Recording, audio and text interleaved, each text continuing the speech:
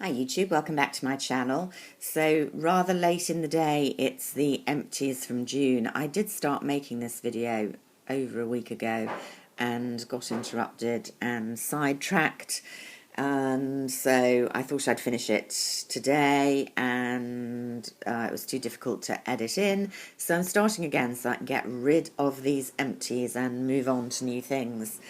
So, where shall we start? Let's start with a more unusual empty, because a lot of these are the repeats of things you see all the time. This sad-looking, nondescript and non-descriptive tube is actually one of my all-time favourite products. I have the replacement here, so I can definitely say it's a repurchase because I have already. It's the By Terry Cover Expert foundation. Perfecting Fluid Foundation is what they call it. Flawless Velvet Radiance. And that, in my view, is an accurate description of this one. Those of you who've watched a few of my videos know that one of my priorities is making my skin look good. I'm obsessed with foundations and primers and highlighters and anything that gives the kind of dewy, radiant look that I prefer, and which is difficult as you get older. And I've tried many foundations. I have about 8 on the go at the moment, most of which I quite like. I seldom buy an absolute duff, but time and again I have found this one remains my favourite. Natural Beige number 2 is the colour I wear it in.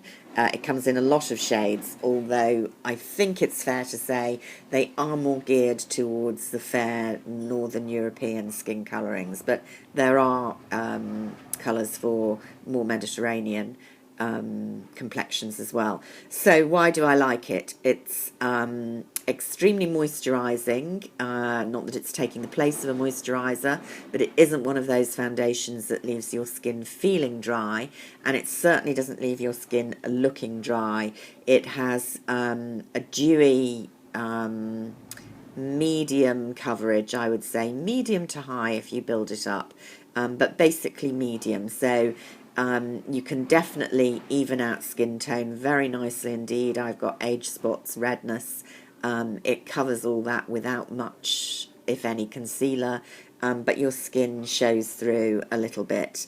It's not matte. They describe it as velvet, and often velvets to me are a bit matte. I would say this is a fairly luminous foundation. I find it more luminous than quite a few of the foundations that describe themselves as that. It lasts pretty well. Not the longest lasting foundation that I've got. I think the Armani fabric, I've forgotten what the actual title is. I ought to do an updated foundation video soon. But that one, which is relatively new, I do think is very long lasting. The Tom Ford waterproof that I'm using a lot at the moment in this humid weather is very long lasting and actually has quite a nice finish. But I still, for an evening out, which to me is the kind of solid test of how good a moisturised foundation is, I would generally reach for the By Terry. So the only things I don't like about it, A, it comes in a tube. That's quite convenient for travel. It's very lightweight, but, you know, it gets all messy. I like pump action, but at least it's better than a pot. And as you can see, the writing just wears off over time, so it looks even messier, which is why I kind of buy in before I've finished, because I end up not being able to see what colour I had bought as the writing comes off. But those mini picks aside, you know, it's the perfect foundation for me, so couldn't recommend it more highly. By Terry Cover Expert, SPF 15, so you will need an additional SPF.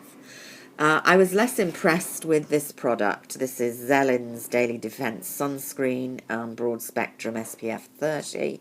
I needed a sunscreen. I had to spend a reasonable amount of money to get a gift with purchase.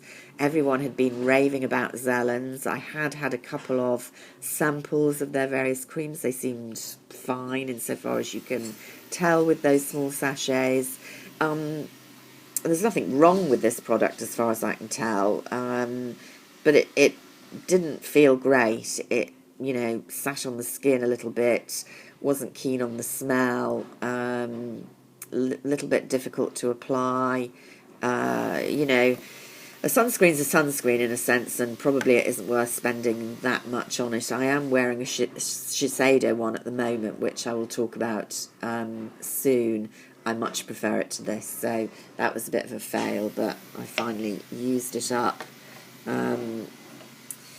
Two decent sized samples by Rideau, both of which I liked. Sunday Cologne, quite a masculine, well, no, a unisex fragrance, but not too cologne-y, a real kind of kick, very long lasting. I think I probably will purchase that, so I won't say too much more about that. And Le Gant, not one of the regular by Rideau's that come in the kind of plain glass with the black top. A fancier bottle for some reason or other, and this is their leather-based perfume, and I'm not a huge fan of the leather-based fragrances, but this one, if you do like leather notes, had a real femininity about it. There was also a sweetness. It was nice. I don't think I'll buy it, but definitely worth a sniff if you like leather notes. It's a good one. Byredo generally does some nice fragrances. Look, here's another one where the writing has worn off. This was a very decent sample of, I don't even know how to say this. Is it 3 skin? There's these kind of 3 marks and then skin.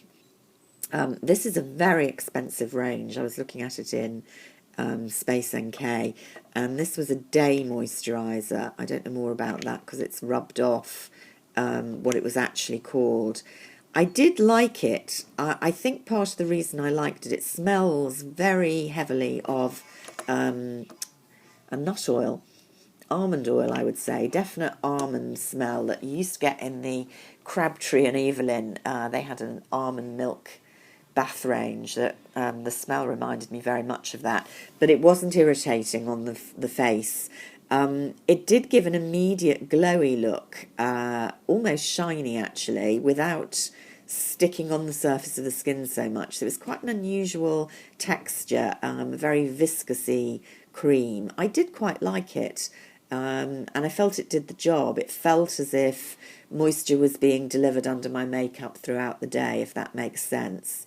So it was a good day moisturiser. Whether it was good enough to pay, I think the proper size jar is about £150, and I just refuse to pay that, you know, for a moisturiser. I'm extravagant, but not in that realm. So a very limited recommendation from me, and I don't think I'll be buying it unless I get some big money off vouchers. Over to the regulars. You know that I like Bath and Body Works products. We can't get them direct in the UK. Why don't they open up here? It's such a, well, I suppose we're a small market. I was going to say it's such a decent market. It's not, I guess, for an American outfit. But having said that, they have a store in Dubai, which, you know, must be a much smaller market than the UK would be. Anyway, leave that aside. I particularly like what they call their gentle foaming hand soaps for the bathroom. I don't think they're gentle at all, actually. You definitely need hand cream afterwards, but they are effective. I do feel they do the job in the bathroom, and they do the job, can I be indelicate, with the more smelly areas of the body. I like to use these underarm, to be brutally frank. So I have one by the bath as well as one by the wash basin. They're quite strong fragrances. I don't think it's that's doing it. They're a really strong detergent. So this one was a fall lakeside breeze. I like to get seasonal ones, but I'm kind of using up what I've got at the moment, having not been to America for over a year. I'll have to be buying on eBay soon, I guess. But yeah, I wish Bath and Body Works would come over here. 2 of the Mitchums. You know that I go through these like nobody's business. And then what's this here? Oh yes, this is Liz Earle, her version of the Touche Éclat, which, there you go, exactly like a Touche Éclat. It lasted for ages, partly because I was using other products. I've kind of gone off these illuminator pens a bit, and I do think the best of them is the Maybelline Lumi pen, a nice cheap drugstore version. I'm actually preferring for the under eye, where I have really dark circles now, the Becca eye cream, which is much more powerful concealer. But these are quite useful for just doing a bit of illumination on the contours of the face. And the Lizal one was perfectly nice. If it's cheaper than the YSL, and I suspect it is, it's certainly as good as, so would be a good alternative option. But I think the best, as I say, is the even cheaper Maybelline Lumi pen. So there we go. Finally got the empties for June out of the way, and until I manage to get my act together and talk to you about Chanel Les Beige and various other things, odds and ends that I've purchased, I will see you then. Until then, bye for now.